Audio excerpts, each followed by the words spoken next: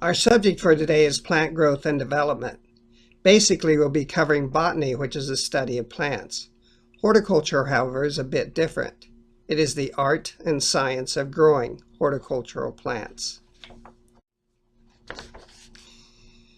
These are the overall learning objectives for this module.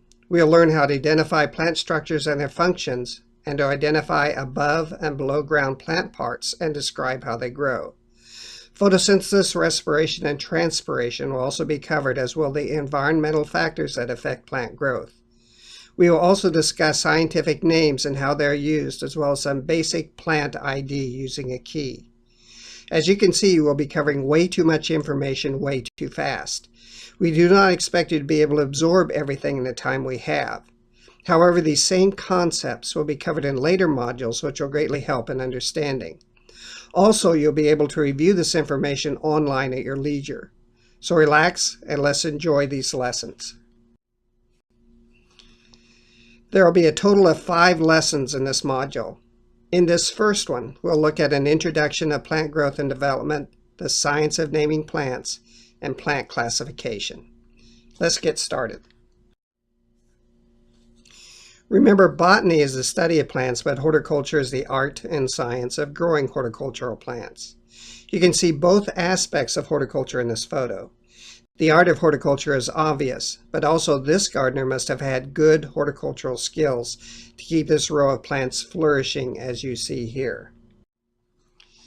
The characteristics of a plant are far different from those of an animal. First, plants are stationary. Since they can't move, they must have the ability to adapt to the conditions that are present. If they can't adapt to less than ideal conditions, they die. Plants make their own food through a process known as photosynthesis. In order to make food, the plant must have sunlight, water, carbon dioxide, and nutrients. The water and nutrients come from the soil and carbon dioxide from the atmosphere. Plants also respond to the environment. For example, if a plant doesn't get quite enough water, it will produce more roots in response to that. A technique used by professional lawn managers is to allow turf to undergo some moisture stress early in the season to trigger it to develop a deeper root system. A lawn that is under moisture stress will have spots that turn a darker color and may have a purplish tinge, as you see in this photo. Water needs to be applied immediately at this stage, or the turf will begin to brown and go dormant. Plants also have certain areas of growth. Some types of plants grow from the tips, and others from the base. Horticultural plants are divided into different groups depending on how they're used or their characteristics. Some areas of emphasis have special names. For example, the study of flowers is called floriculture. The study of trees and shrubs is known by the term arboriculture. You have likely heard of arborists. Fewer people are familiar with the term used for the study of fruit. That term is pomology.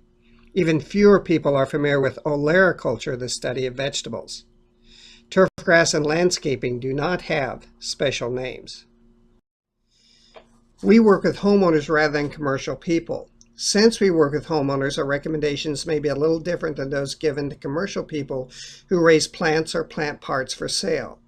In production horticulture, the goal is to produce the greatest amount with acceptable quality. Homeowners often want maximum quality with acceptable production. That can make a difference in what varieties are recommended. Let's look at an example with vegetables. Tom Fowler, a horticulture specialist with the University of Missouri, conducted a tomato trial that included 47 different varieties of tomatoes, with about half being heirlooms and the remainder modern varieties. Heirlooms are old varieties that are passed down from one generation to the next. Modern varieties are usually hybrids that have been bred to be more productive, more disease resistant, have more compact vines, and have fruit that can be shipped without turning to mush. The modern varieties are identified as type M in this graph, while heirlooms are type H. Note that the 5 most productive varieties listed are all modern varieties. Also, modern types usually have a smaller vine and can be planted closer together, so the yield per acre is significantly more than heirlooms. However, many people still prefer the flavor of heirlooms. This slide lists the tomatoes with the largest average fruit size. The top 10 are all heirlooms.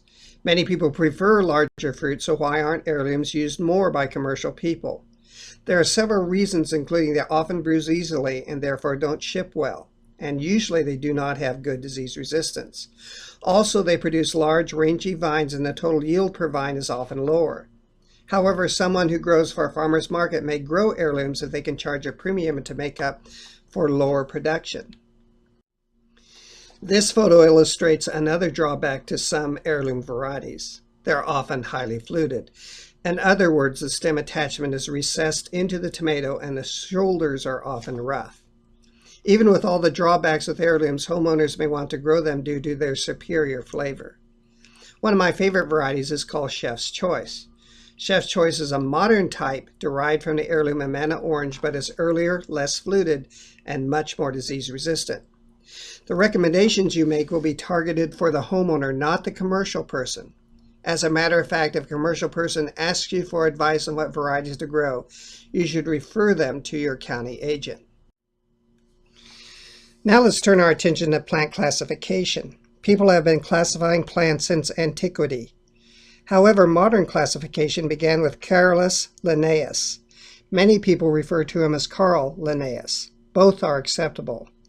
He lived from 1707 to 1778 and classified plants by body plan. He also made popular binomial nomenclature. Binomial nomenclature uses two names to identify a plant. The first part of the name is the genus, and the second part is the specific epithet. The two together is the species name. Many people call the specific epithet the species. That isn't technically correct, but is so common, don't worry about it. An example of a scientific name is Ulmus americana and refers to our American elm. The language used for scientific names is Latin.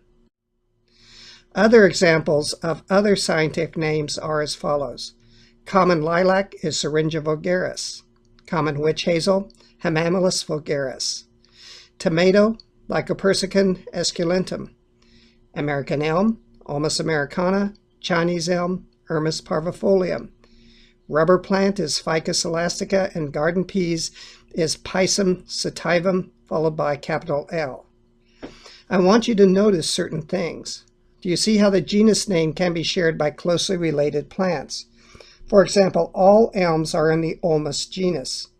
The two I have listed here are American elm and Chinese elm, which are Ulmus americana and Ulmus parvifolium respectively. Though not shown here, all maples are in the Acer genus, and all oaks are in the Quercus genus. Notice that the second part of the species name, the specific epithet, can also be shared by different plants. In our example, common lilac and common witch hazel share the same specific epithet vulgaris, from which we get the word vulgar. Vulgar in English has a negative connotation, but in Latin means common. There is disagreement as to how much of a negative connotation vulgaris had in Latin. So we have plants that share the same genus name and plants that share the same specific epithet, but the species name, which is the combination of those, is unique for each plant. For example, if you use the label Ulmus americana, it can only refer to American elm. Notice the capital L after the species name for garden peas. That is the authority. In other words, the one who named the plant. Linnaeus named so many plants that we use only the L to identify him. If someone else named the plant, the last name of the authority will be listed. The authority is often not given, or even if given, may be abbreviated. Why use scientific names? They're often hard to pronounce and hard to spell.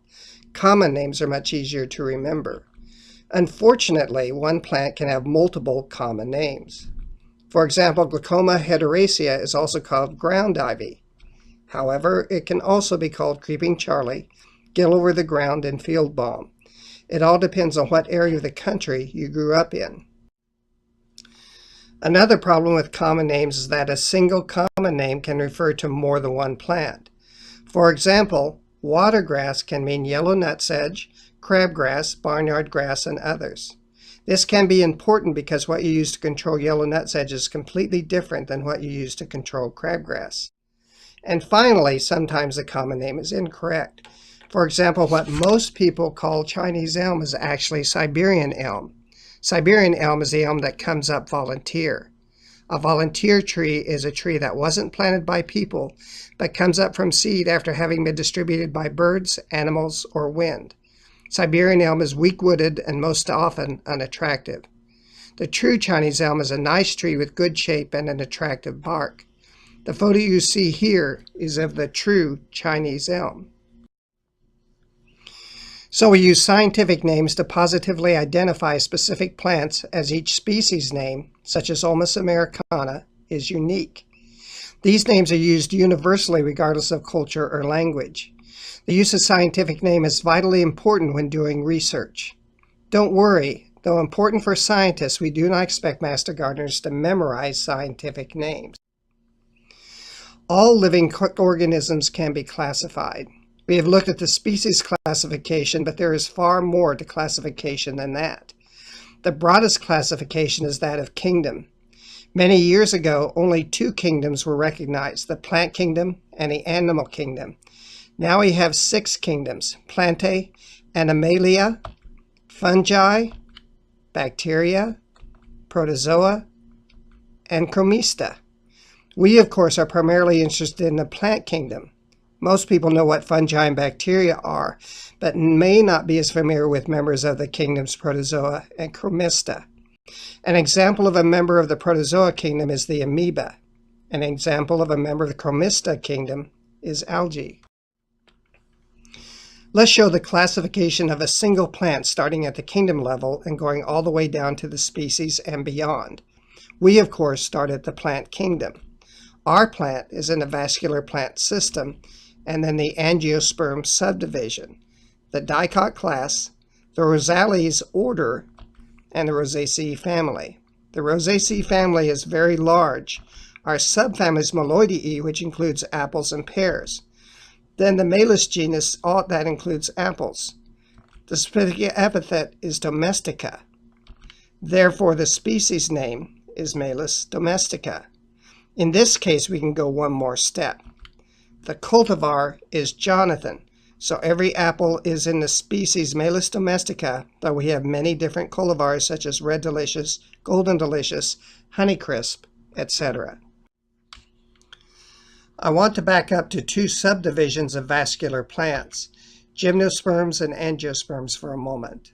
Gymnosperms are more primitive in that they have no flowers or fruit and have naked seeds. Examples of gymnosperms include our conifers such as pine, spruce, and fir. Angiosperms have flowers and botanical fruit and is a much larger group. For example, our apples mentioned before are angiosperms. Notice we said botanical fruit rather than horticultural fruit. The definition of botanical fruit is much broader than that for horticultural fruit and includes things such as nuts and vegetables such as watermelon and tomatoes. Angiosperms can be split into 2 groups, monocots, which are grasses, and dicots, which are broadleaf plants. We will go into more detail with these 2 groups later, but let's look at how they receive the names that they have. So our monocots, our grasses, have 1 seed leaf, but our dicots, the broadleaf plants, have 2. They also differ in how the structures that move materials within the plant are organized. We'll cover that in more detail later. Well, that's it for this lesson. Just a reminder that we do not expect you to be able to absorb all this information at once. These concepts will become more familiar over time as we cover them again in later modules.